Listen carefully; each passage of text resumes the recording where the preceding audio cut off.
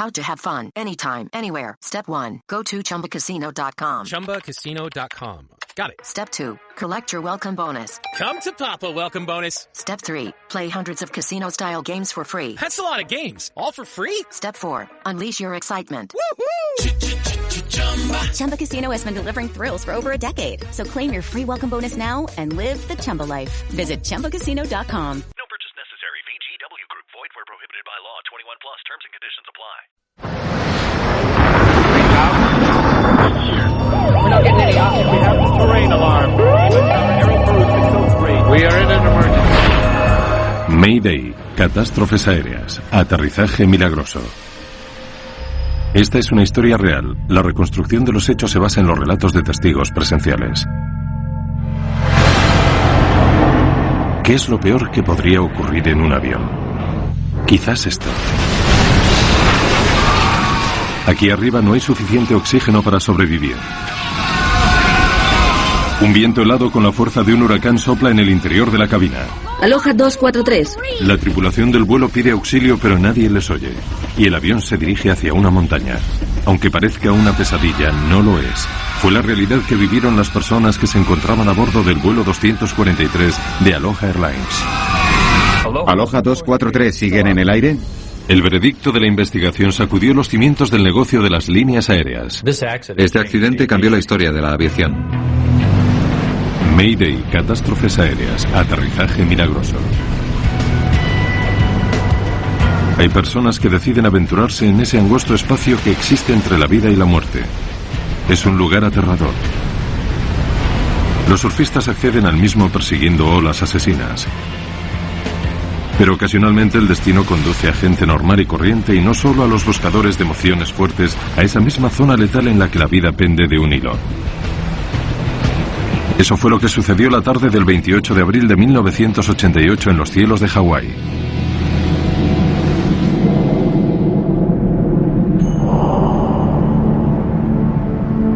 A la 1 de la tarde el vuelo 243 de Aloha Airlines se disponía a partir.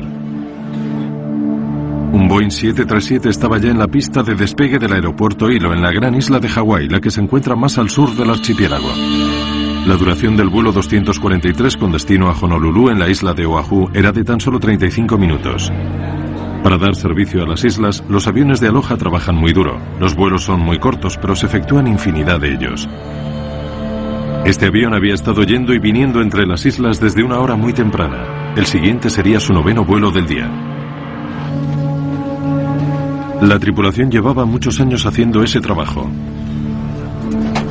Aloha 243. Te recibo. Hacía ya 11 años que el capitán Bob Schonsteimer volaba con Aloha Airlines. Mimi Tompkins, su primer oficial, esperaba ascender a capitana después de casi 9 años en la empresa. ¿Y sabes algo más de eso?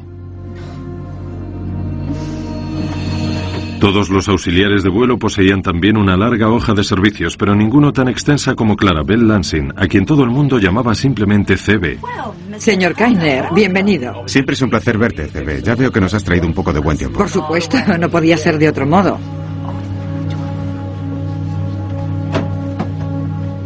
Permítame ayudarle con esto. Sí. CB era la jefa de cabina de pasajeros, la sobrecargo. Michelle Honda, una veterana que llevaba 14 años trabajando como auxiliar de vuelo, era la número 2. Jane Sato Tomita ocupaba ese puesto desde hacía 19 años. Era una de las tripulaciones más experimentadas que existían y viajaba a bordo de un avión que había cubierto los trayectos entre las islas de Hawái sin problema alguno durante 19 años. ¿Interruptores? El aparato tenía a sus espaldas casi 90.000 vuelos. En aquel momento tan solo otros 737 en todo el mundo superaba esa cifra sin precedentes. Comprobado. Los viajeros no tenían motivos para temer, sabían que estaban en buenas manos. Hasta que Gail Yamamoto, vio algo que le hizo detenerse.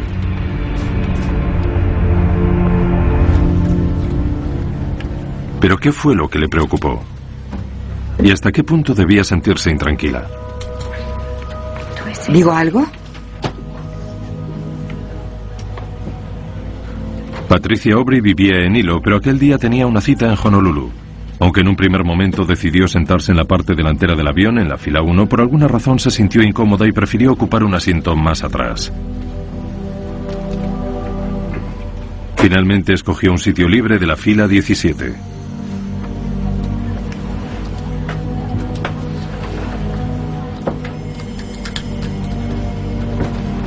A la 1:25 el vuelo 243 ya está preparado para despegar.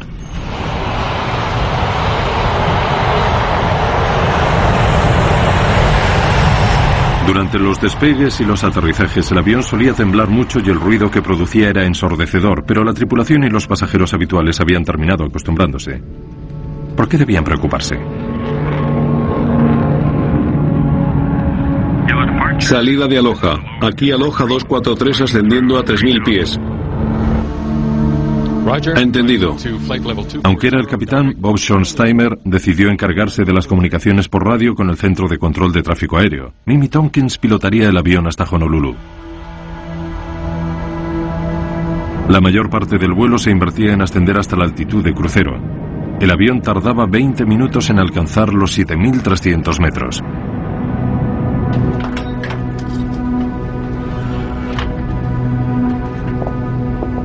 Para muchos pasajeros, planear sobre el Pacífico formaba parte de la rutina diaria.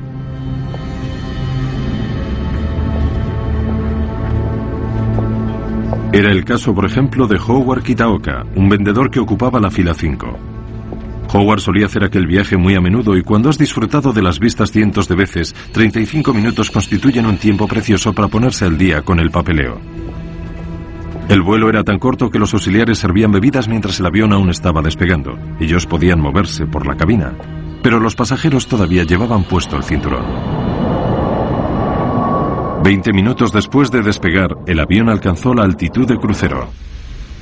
Centro Aloha. Aloha 243. Nivelamos la nave a 240. Por fin los pilotos podían relajarse. Dime, ¿dónde está la estación del Servicio Nacional de Meteorología? ¿Es la que se encuentra en la vieja torre? El tiempo era perfecto para volar y todo se desarrollaba como de costumbre.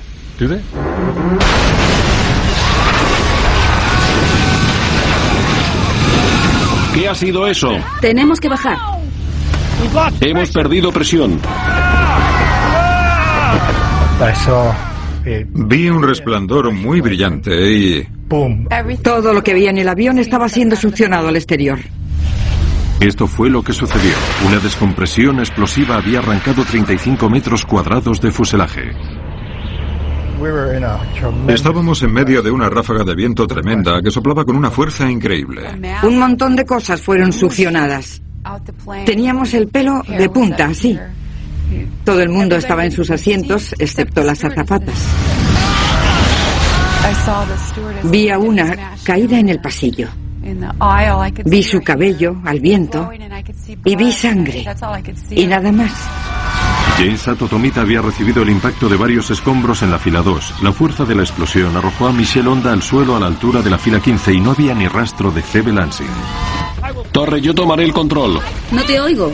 Tan solo habían pasado unos segundos desde la explosión. El ruido del viento hacía imposible la comunicación entre los miembros de la tripulación. No te oigo. Hemos perdido presión. En ese momento, por primera vez, comenzaron a intuir lo que había sucedido. Sobre una amalgama de escombros se veía el cielo azul donde antes estaba el techo del avión.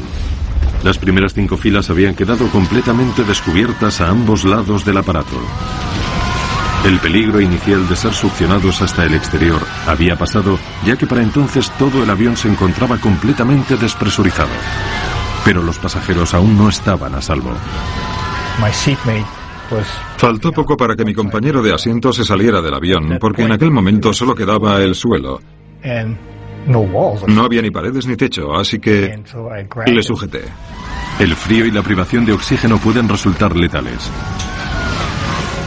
Imaginen la escena que debió vivirse allí arriba. El techo del avión estaba roto. Los pasajeros no podían obtener oxígeno adicional porque los conductos que lo suministraban habían desaparecido. Y a una altitud de 7.300 metros y con muy poco que respirar, pronto quedaron incapacitados. La disminución de los niveles de oxígeno se conoce como hipoxia. Si una persona permanece a esa altitud durante un periodo de tiempo prolongado, va perdiendo sus facultades físicas. Además, puesto que el techo del avión había desaparecido, dentro de aquella cabina soplaban vientos más fuertes que los de un huracán, pero los pasajeros vestían la indumentaria apropiada para la primavera en Hawái, no para soportar temperaturas de 45 grados bajo cero. De permanecer a 7.300 metros de altura, aquella gente moriría. Sobre el Océano Pacífico se desarrollaba un drama extraordinario. una altitud de 7.300 metros, una explosión a bordo de un Boeing 737 con destino a la isla hawaiana de Oahu había arrancado 35 metros cuadrados de fuselaje de la nave, dejando a los pasajeros a la intemperie en medio del cielo. La cabina se despresurizó y se quedó sin suministro de oxígeno de emergencia. A menos que descendieran rápidamente hasta una altitud donde pudieran volver a respirar, los pasajeros morirían. El capitán Bob Schonsteimer tomó el mando de la nave, que hasta el momento estaba en manos de la primera oficial Mimi Tompkins, e inició un descenso de emergencia. El avión cayó 1.200 metros por minuto y su velocidad aumentó a más de 500 kilómetros por hora. Mientras el aeroplano se precipitaba hacia cotas más bajas, los pasajeros tuvieron que hacer frente a una nueva amenaza. Los escombros les impedían ver la cabina del piloto y cuando el aeroplano se partió, el morro cayó casi 1 metro. Únicamente las estrechas barras que discurrían por el suelo mantenían unido el aparato. El suelo se estaba combando y se veía que el avión se doblaba por la mitad. Michelle Honda no podía avanzar lo necesario para ver si los pilotos estaban vivos o muertos, de modo que trató de establecer contacto con ellos a través del intercomunicador. ¿Alguien me oye? Pero los cables estaban cortados.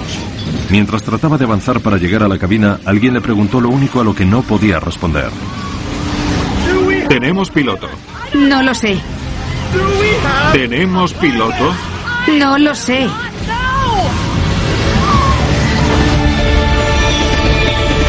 ¿Saben pilotar un avión? El pánico debió apoderarse de los pasajeros cuando la azafata hizo la pregunta que ninguno de ellos deseaba oír. ¿Saben pilotar un avión? Mientras la primera oficial Mimi Tompkins trataba de avisar al control de tráfico aéreo de Honolulu. Los registros de la grabadora de voz de la cabina a la caja negra, analizados posteriormente por los investigadores de accidentes, aportaron una serie de datos asombrosamente precisos sobre lo que sucedió.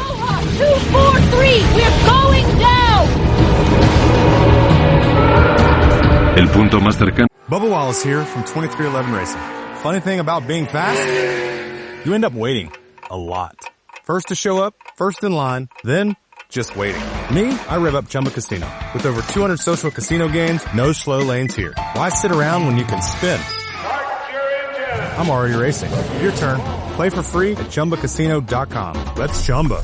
Sponsored by Chumba Casino. No purchase necessary. VGW Group. Void where prohibited by law. 21 plus. Terms and conditions apply. Donde podían intentar el aterrizaje era la isla de Maui, pero el aeropuerto Kahului se encuentra entre dos montañas volcánicas. Entre ellos y la seguridad se interponía una cumbre de 3.000 metros de altura. Para llegar desde el punto de la explosión hasta el aeropuerto Kahului, el piloto tenía que realizar una delicada maniobra con el fin de evitar la elevación del terreno. ¿Lograría el frágil aeroplano soportar la presión que implicaba un cambio de rumbo o la de un aterrizaje si conseguía alcanzar el aeropuerto? ¿Y cómo podrían sobrevivir quienes viajaban a bordo? Jane Sato Tomita estaba casi inconsciente. Howard Kitaoka le tomó la mano y la estrechó con la suya. Únicamente cuando Jane le respondió con el mismo gesto supo que seguía viva. No sé con seguridad si estaba consciente, pero logré apretarle la mano. Y ella me respondió estrechando la mía. Nos quedamos así un buen rato. En un momento así, el mero hecho de estrechar una mano es realmente emotivo. Aloha 243. ¿Me reciben? Mimi Tompkins no lograba comunicarse con el control de tráfico aéreo de Honolulu, por lo que cambió la frecuencia de la torre del aeropuerto Kahului de Maui. Torre de Maui. Aloha 243. Torre de Maui. Aloha 243. Aquí Torre, ¿puede repetir sus datos? Aloha 243. Nos disponemos a aterrizar. 3 minutos después de la explosión, la tripulación logró establecer contacto radiofónico con tierra firme. Estamos despresurizados. Tenemos una emergencia. Aloha 243, indique su posición. Estamos al este de Point McKenna. Descendemos desde una altitud de 3.300 metros. Solicitamos autorización para aterrizar en Maui y la presencia de equipos de urgencias. ¿Parque de bomberos del aeropuerto? Tenemos un 737 de Aloha a unos 5 minutos de aquí, a unos 32 kilómetros. Aterrizará en la pista 02. Problema de descompresión. El piloto afirma que se trata de una emergencia. Gracias, Torre de Maui. Atención, atención. A todo el parque, tenemos una situación de emergencia en pleno vuelo. Es un 737. Está a 5 minutos, 32 kilómetros y se dirige a la pista 2. Hay personas a bordo, ignoramos si transporta combustible. En este momento tiene problemas de descompresión. Pista 2, pista 2.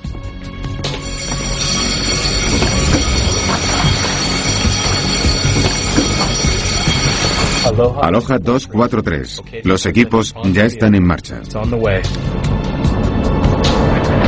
El avión se situó a 3.000 metros de altura y al oeste de la montaña. En ese momento el piloto redujo la velocidad y con la mayor suavidad posible comenzó a trazar el giro a la derecha para descender sobre Kahului.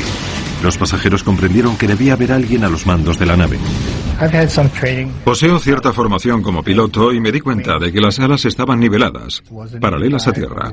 El avión no caía en picado, ni tampoco daba vueltas sobre sí mismo. Entonces pensé, tenemos una oportunidad. Mientras quienes se encontraban en tierra firme carecían de la información necesaria para saber a qué tipo de crisis se enfrentaban. El aeropuerto de Maui es pequeño y un avión de pasajeros en peligro pondría a prueba la experiencia de los equipos de bomberos. Al controlador aéreo le resultaba muy difícil escuchar al avión.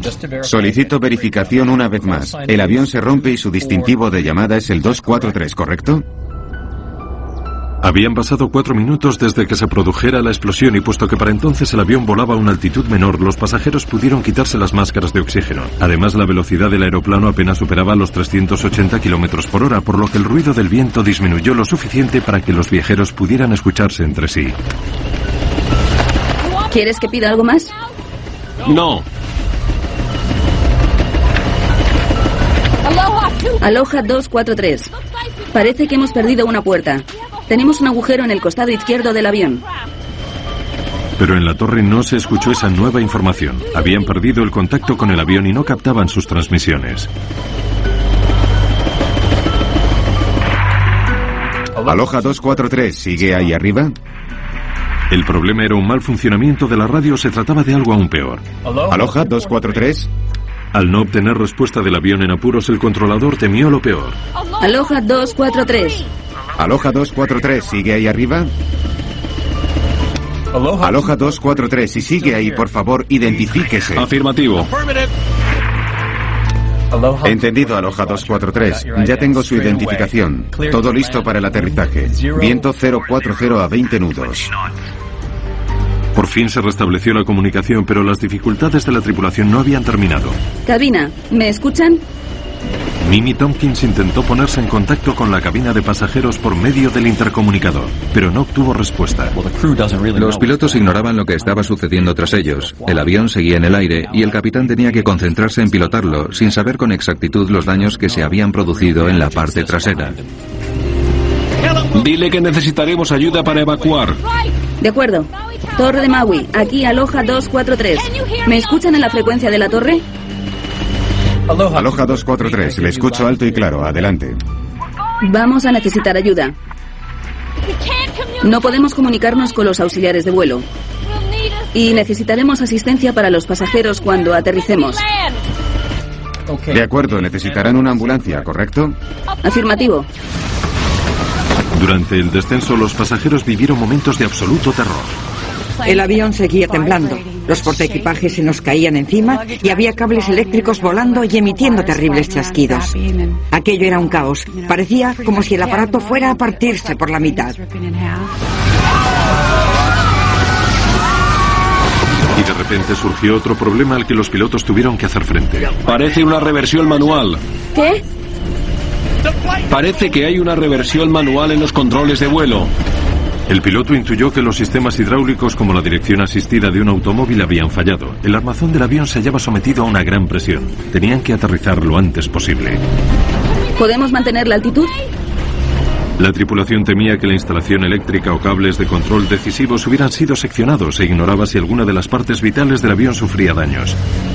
Intentemos volar con el tren de aterrizaje desplegado. De acuerdo, adelante. En el cuadro de mandos hay unas luces que indican si el tren de aterrizaje se ha desplegado correctamente o no. El principal funcionó con normalidad, pero la luz correspondiente al tren de aterrizaje del morro no se encendía. Lo último que deseaba el piloto, sobre todo teniendo en cuenta las condiciones en que se encontraba aquel avión, era quedarse sin tren de aterrizaje en el morro, porque cuando la parte delantera del aparato impactara contra la pista, el avión se partiría. Y probablemente los depósitos de combustible se romperían, lo que podría dar lugar a una explosión y a un incendio terribles. Tras un segundo intento de desplegar el tren de aterrizaje del morro, la luz seguía apagada. Pero la comunicación por radio era tan mala que la torre aún estaba tratando de asimilar la crítica situación. Aloha 243, solo quería verificar que necesitan una ambulancia. ¿Es correcto? Siguen sin comprender lo que pasa. Afirmativo. Entendido. ¿Cuántos heridos calculan que hay? No tenemos ni idea. No podemos comunicarnos con los auxiliares de vuelo. De acuerdo, ya hay una ambulancia en camino. Es posible que no tengamos tren de aterrizaje en el morro.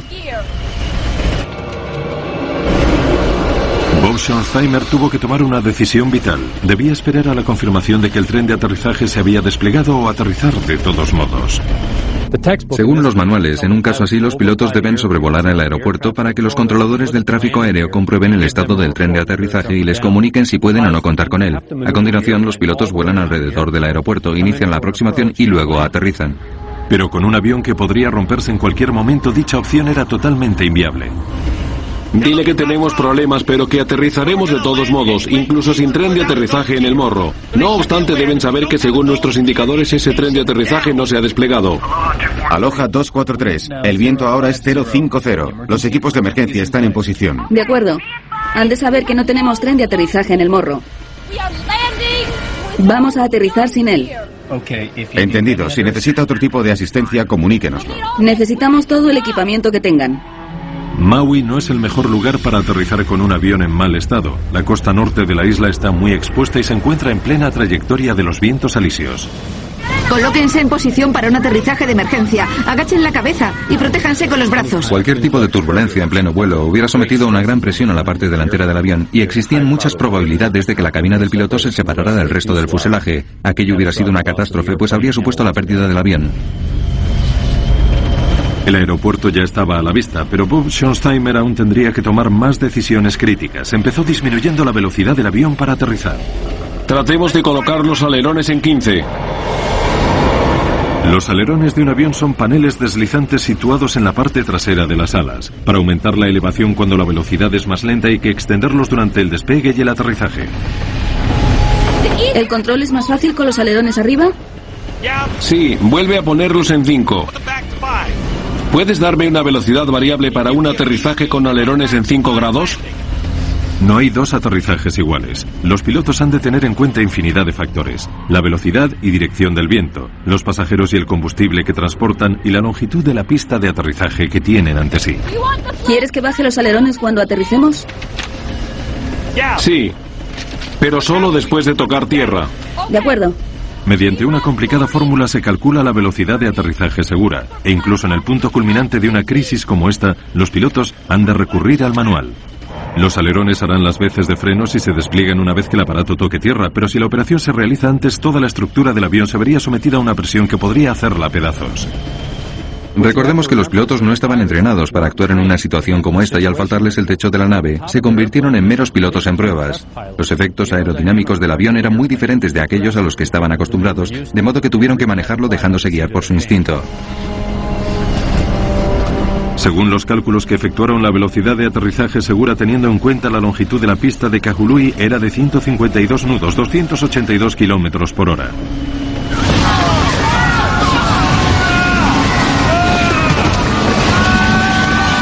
Pero a medida que el avión perdía velocidad resultaba más difícil controlarlo, de modo que el piloto tuvo que tomar otra decisión crucial: acelerar para mantener el control del aparato. Aquello significaba que llegaría a la pista de aterrizaje más rápido de lo que debía, pero a juicio del capitán, pese a todo, esa seguía siendo la mejor opción. Me dio la sensación de que la velocidad a la que nos acercábamos a la pista de aterrizaje era muy alta. No sé, no me pregunten a cuántos kilómetros por hora íbamos porque no lo sé. Pero en comparación con otros aterrizajes me pareció que avanzábamos muy rápido. Los equipos de rescate por accidentes se dispusieron a enfrentarse al peor de los escenarios. A tal velocidad y sin tren de aterrizaje parecía inevitable que en el momento en que el avión tocara tierra el combustible se prendiera, dando lugar a un catastrófico incendio. En aquellas condiciones, sin tren de aterrizaje en el morro, la decisión de tomar tierra pudo ser la sentencia de muerte de todas las personas que viajaban. Habían pasado 12 terribles minutos desde la explosión y algunos pasajeros estaban convencidos de que no lograrían salir vivos de allí. Pensé que acabaría en el agua donde me comerían los tiburones. Entonces vi la montaña. Pero jamás creí que lograríamos salvarla. Solo sabía que nos estrellaríamos contra ella. Después, cuando vimos por fin el aeropuerto, pensé que moriría quemada, porque el avión se incendiaría al chocar contra la pista de aterrizaje. De repente llegó la noticia por la que los pilotos habían estado rezando. El tren de aterrizaje está afuera. Llama para comunicar que el tren está afuera. Estupendo, gracias. Aloha 243, para su información vemos el tren de aterrizaje desplegado. Está desplegado. ¿Quieres que coloque los alerones en 40? ¿Te ayudo? No, cuando estemos en tierra. Los pilotos habían tenido que tomar decisiones críticas. Se jugaban la vida. En cuestión de segundos descubrirían si fueron las correctas. Michelonda estrechó contra su cuerpo a su compañera herida. Se acercaba el momento definitivo.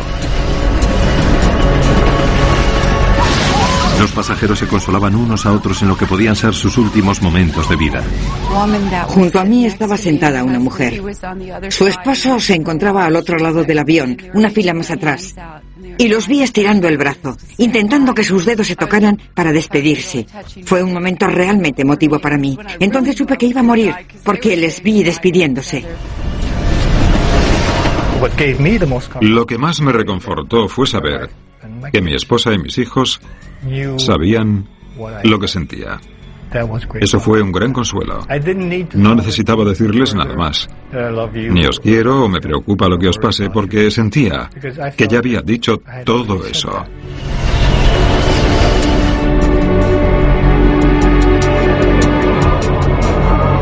Aunque el tren de aterrizaje delantero se había desplegado, la tripulación del avión seguía sin saber si se encontraba en buenas condiciones o si se desplomaría en el momento del aterrizaje. De no resistir el peso de la nave, 40.000 kilos de avión moviéndose a casi 320 kilómetros por hora acabarían estrellándose de frente contra el pavimento.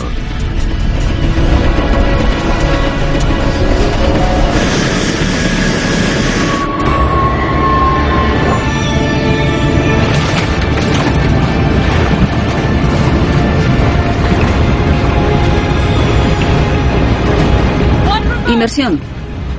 Vale. Inversor del empuje.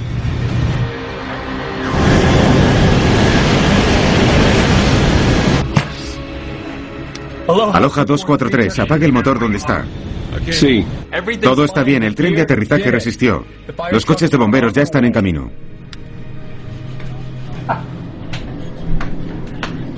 Estupendo, apágalo. ¿Sí? Sí.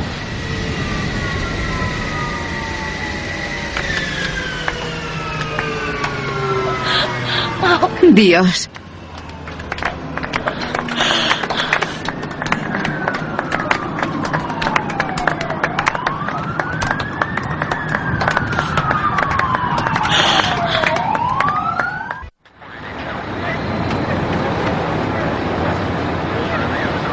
Viendo estas extraordinarias imágenes grabadas momentos después del aterrizaje, resulta difícil comprender la extensión de los daños que sufrió el avión.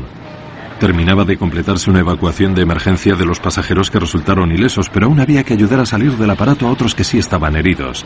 Es asombroso que el 737 lograra mantenerse en el aire durante aquellos aterradores 13 minutos. El capitán Schonsteimer recibía los agradecimientos de los pasajeros que tan solo unos minutos antes estaban convencidos de que iban a morir. Poco a poco la tensión se fue desvaneciendo.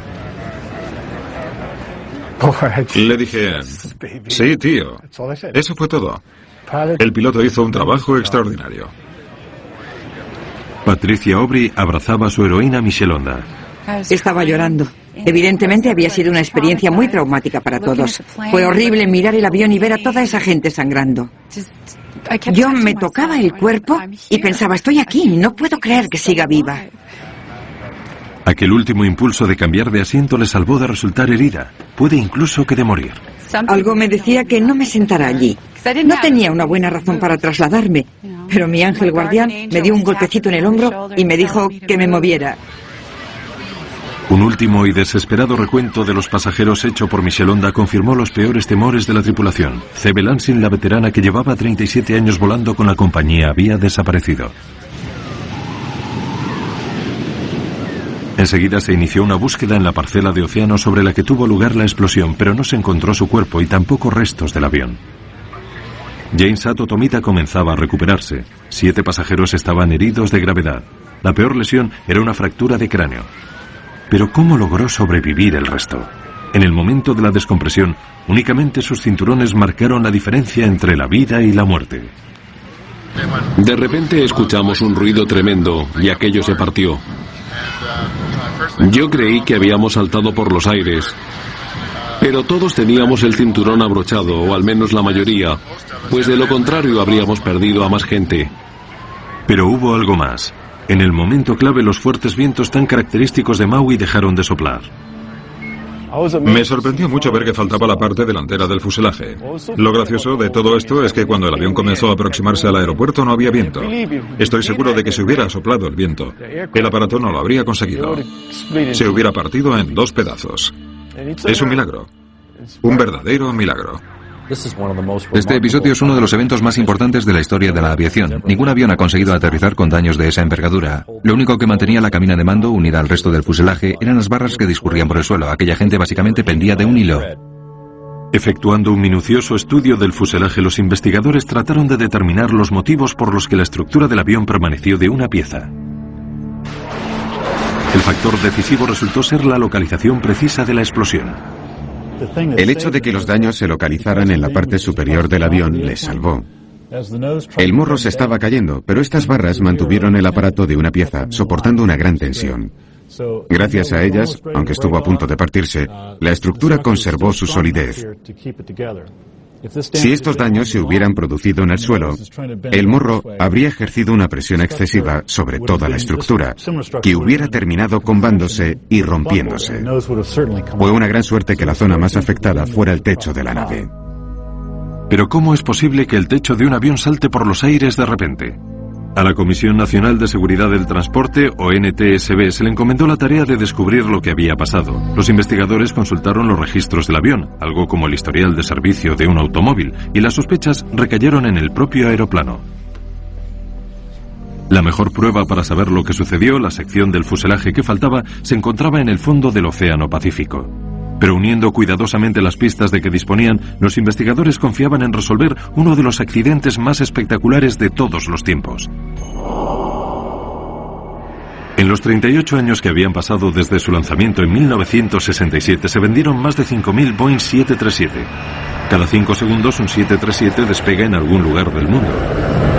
El avión del accidente era el número 152 de una línea de producción entregada en mayo de 1969. Habían sido diseñados para una vida útil de 20 años y 75.000 vuelos. Sin embargo, este en concreto superó con creces esa cifra, aunque muchos de sus trayectos fueron de corta duración. Su fuselaje estuvo sometido a constantes tensiones debido a la presurización. El fuselaje de los aviones respira, es decir, se expande y contrae en función de la altitud. Cuando se encuentra en el suelo está contraído y cuando asciende hasta una altitud de 7.300 metros se expande. Así pues, el avión se halla sometido constantemente a ciclos de expansión y contracción debido a la presurización. Dichos ciclos debilitan la estructura a lo largo de un dilatado periodo de tiempo y a tenor del historial de este avión, el hecho de que tuviera ciclos muy altos probablemente influyera en el debilitamiento de la estructura del fuselaje. Dado que son miles los 737 que suben a los cielos cada día, los investigadores tenían que averiguar con total seguridad lo que hizo explotar a este. En Washington, Distrito Federal, se encontraba Jim Wilde, uno de los miembros de la NTSB que trabajaban en el caso. Su experiencia como metalúrgico resultó crucial.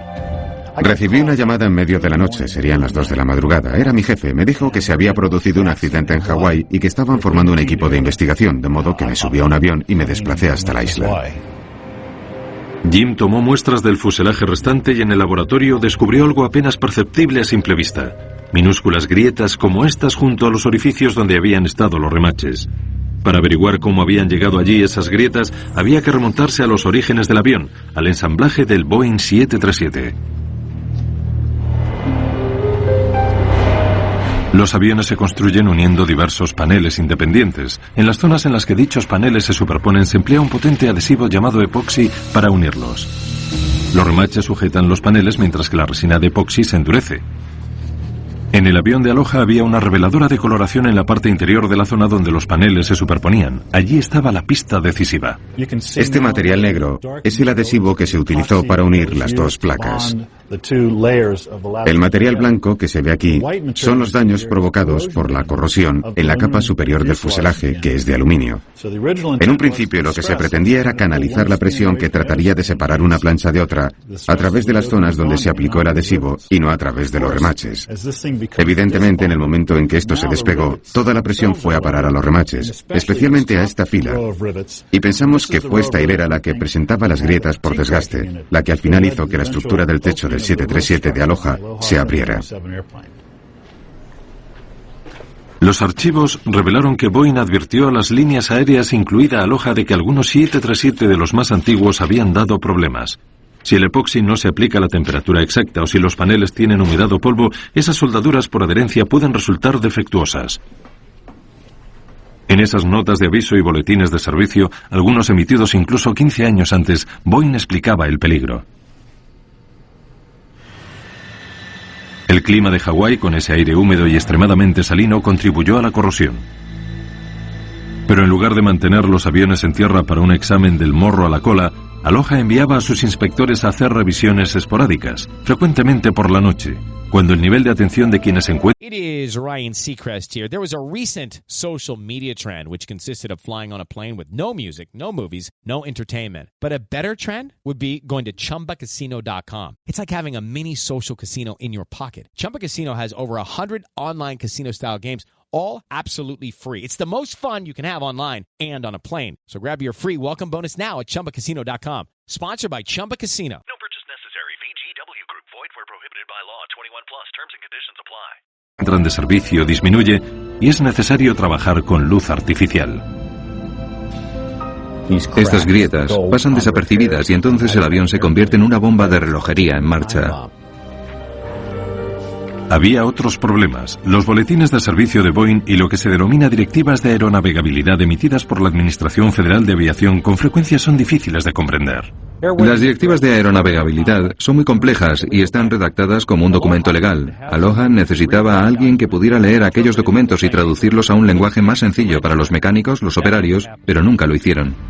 Un avión que había trabajado tan duro asistido por mecánicos que no comprendían completamente las instrucciones estaba condenado al desastre. Para entonces los investigadores creían saber por qué el avión perdió la parte superior, pero ignoraban cómo. Tomé un avión para regresar de Hawái a Los Ángeles y mientras estaba en el aire recibí un mensaje. Me comunicaban que teníamos que entrevistar a una pasajera que al parecer había visto una grieta cuando subía al aeroplano siniestrado. Usted vio algo al subir a este avión y se lo comentó a su compañera de habitación. Cynthia Johnson. Sí, Cynthia, hábleme de ello. ¿Qué fue lo que vio? Pues a la derecha de la puerta, donde estaba la pintura blanca, había una grieta. Bueno, no era exactamente una grieta, pero el metal de la puerta superior se había separado del de la parte inferior. Se lo iba a decir al auxiliar de vuelo, pero estaban muy ocupados. Teníamos que ocupar nuestros asientos. Claro, y supuso que sabían lo que hacían y que, después de todo, era su avión. No quería armar un escándalo. Por supuesto, claro que no.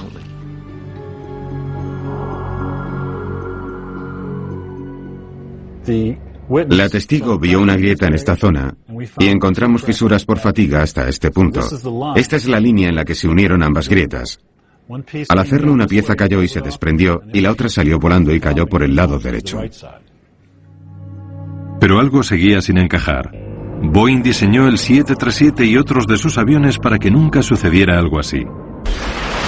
Todo el interior del fuselaje del avión está recubierto por unas placas de 25 centímetros llamadas flejes, cuya misión es reforzar la estructura y controlar cualquier posible rotura. Si apareciera una grieta, tan solo debería extenderse hasta el siguiente fleje antes de desprenderse en un ángulo de 90 grados. De ese modo, aunque exista un agujero en el avión, actuará como válvula de seguridad. El objetivo de los flejes es confinar cualquier tipo de desgarro o grieta que aparezca en la cubierta superior del fuselaje a una superficie cuadrada de 25 centímetros. Si permites que la fisura vaya más allá de esa parcela, podrían peligrar secciones más extensas del fuselaje y hacerlo reventar. Ese cuadrado de 25 centímetros permite una descompresión controlada y limita los daños estructurales a una zona muy pequeña. Entonces, ¿por qué falló en este caso la válvula de seguridad? La NTSB pensaba que había tantas grietas en el fuselaje que simplemente se unieron atravesando los flejes. El avión de Aloha era único en varios aspectos. En primer lugar, por el modo en que operaba, realizaba vuelos muy cortos, así que se sometía a un gran número de ciclos de presurización y los remaches experimentaban una presión intermitente. En segundo lugar, al separarse las placas, toda la presión recayó sobre los remaches. Eso hizo que las grietas se unieran y que el techo se desprendiera del avión. ¿Pero era esa la respuesta final sobre lo que le sucedió al vuelo 243? Poco después surgió una nueva teoría que podría arrojar nueva luz sobre aquel dramático suceso.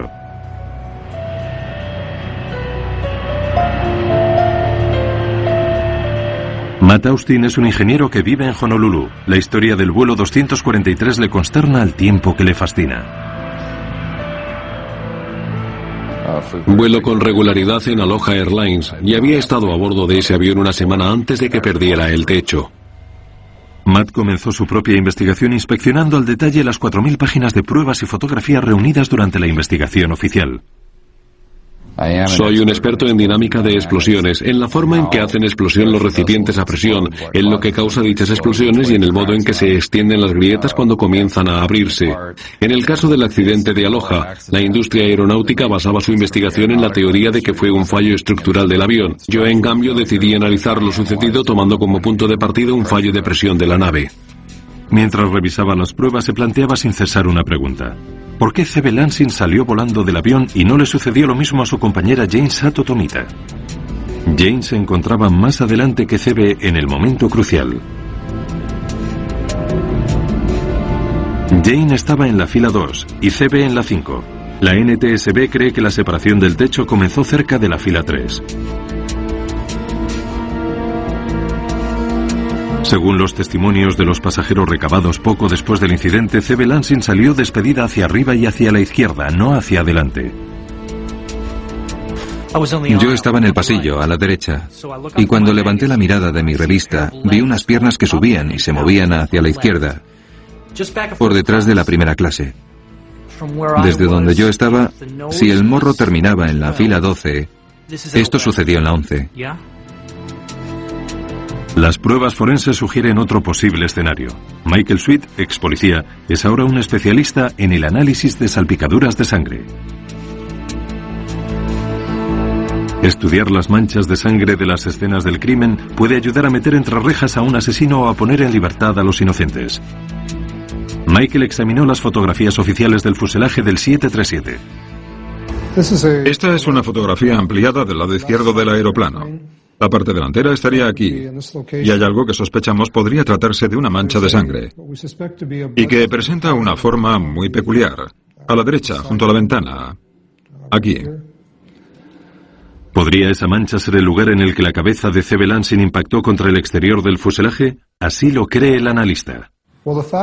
El hecho de que haya manchas de sangre en el costado del avión, en mi opinión, indica que la fuente de la que salió dicha sangre, en este caso, se encontraba momentáneamente atrapada cuando entró en contacto con el lateral del aparato. Este análisis tan solo sugiere que estaba atrapada, pero no explica cómo o por qué. Matt Austin cree tener la respuesta. El 28 de abril de 1988, un Boeing 737 propiedad de Aloha Airlines en Hawái sufría una descompresión explosiva en pleno vuelo. Por increíble que parezca, logró aterrizar entero tras perder únicamente a un miembro de su tripulación. Los investigadores culparon del siniestro al desgaste del metal debido a un mantenimiento mediocre. Pero pronto surgió una polémica teoría que ponía en entredicho al menos parte de la cadena de sucesos. ¿Y si se hubiera abierto un agujero de seguridad tal y como estaba previsto, pero directamente sobre el auxiliar de vuelo? Matt Austin cree que C.B. Lansing fue succionada por dicho agujero y quedó atrapada en él bloqueándolo momentáneamente. Todo el aire que trataba de escapar no tenía ningún sitio a donde ir, por lo que se concentró hasta dar lugar a un enorme pico de presión. Y eso fue lo que hizo saltar por los aires el techo del avión. Lo que Matt describe se conoce como golpe de ariete. En términos científicos, el aire es fluido, como el agua, y en una bañera se puede demostrar fácilmente en qué consiste el fenómeno. El agua escapa por el desagüe. Si acercamos el tapón al agujero, será succionado de inmediato y creará una fuerza, que es un ejemplo muy sencillo de golpe de ariete. Matt cree que este fenómeno, a una escala descomunal, provocó el accidente. Es muy trágico, pero si no observamos las pruebas forenses que quedan atrás, no comprenderemos exactamente lo que provocó la descompresión explosiva y posiblemente tampoco podremos evitar que la desgracia se repita. La NTSB afirma que la teoría del golpe de ariete es válida desde el punto de vista científico, pero para ellos las pruebas siguen indicando algo mucho más simple, un fallo casi simultáneo en muchos de los puntos débiles del avión. Las investigaciones de la Comisión de Seguridad nunca se han cerrado por completo, y siempre tendremos en cuenta cualquier nueva información que aparezca. Con respecto al accidente de la Loja, no hemos cambiado nuestra causa probable, nos quedamos con la causa tal y como la determinamos en el año 88. Puesto que nunca se encontraron las pruebas físicas determinantes, probablemente jamás llegará a saberse qué sucedió a bordo en el preciso instante de la explosión. La mayor parte de las culpas recayeron sobre la dirección de Aloha Airlines por su mediocre sistema de mantenimiento. La NTSB exigió a la Administración Federal de Aviación que se esforzara más por garantizar el cumplimiento de las directrices de mantenimiento. Boeing ya había realizado mejoras en su proceso de fabricación para evitar que el compuesto adhesivo se contaminara tan fácilmente. Lo que sucedió en el vuelo 243 hizo mucho más seguros los desplazamientos aéreos. Poco después, el Congreso aprobó el Acta de Investigación para la Seguridad de la Aviación. El accidente tuvo una repercusión muy profunda en la industria de la aviación y en la forma de actuar con respecto a los aparatos más antiguos. Modificamos el modo en que supervisamos su envejecimiento, las inspecciones a las que los sometemos y, por supuesto, la forma de fabricarlos. Ahora empleamos procesos distintos. Este accidente fue decisivo para la historia de la aviación. Aquellos aterradores 13 minutos también dejaron su huella en los supervivientes del vuelo 243. Tuve que someterme a una terapia para curarme porque a partir de entonces las clases de vuelo me daban pánico. Dicen que cuando uno se cae de un caballo debe volver a subirse de inmediato y es cierto, pero decirlo es infinitamente más fácil que hacerlo.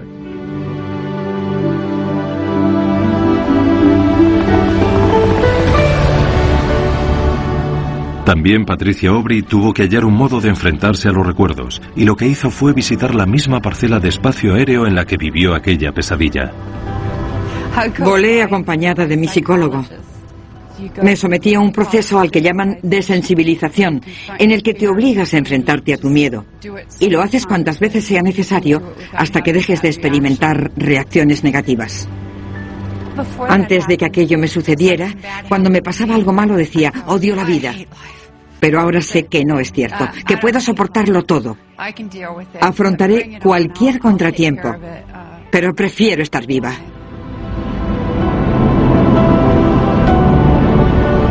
Existe otro legado de aquel desgraciado día.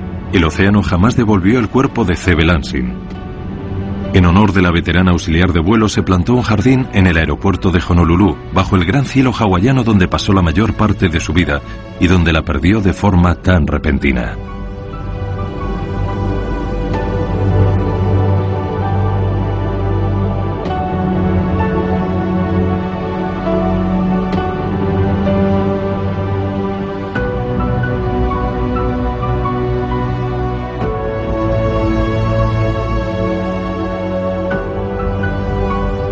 Hey, it's Ryan Seacrest. Life comes at you fast, which is why it's important to find some time to relax. A little you time. Enter Chumba Casino. With no download required, you can jump on anytime, anywhere for the chance to redeem some serious prizes. So treat yourself with Chumba Casino and play over 100 online casino-style games, all for free. Go to ChumbaCasino.com to collect your free welcome bonus. Sponsored by Chumba Casino. No purchase necessary. VGW Group. Void where prohibited by law. 21 plus. Terms and conditions apply.